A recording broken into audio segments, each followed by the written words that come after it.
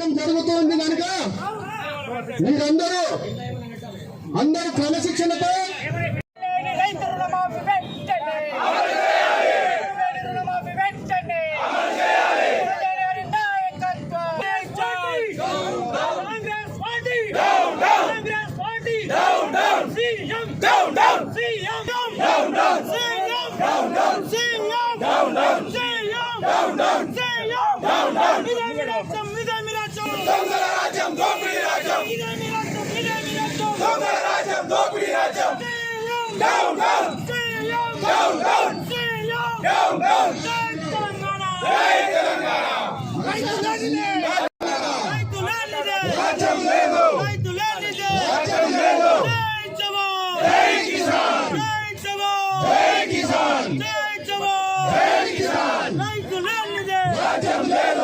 నడుస్తుంది.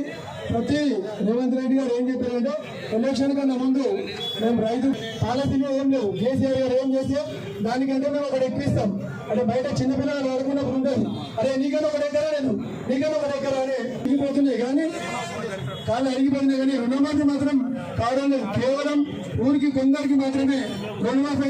ఇక్కడ వచ్చిన 500 మంది 1000 మంది ఉంటారు, కనీసం ఒక 200 మంది కూడా రుణమాఫీ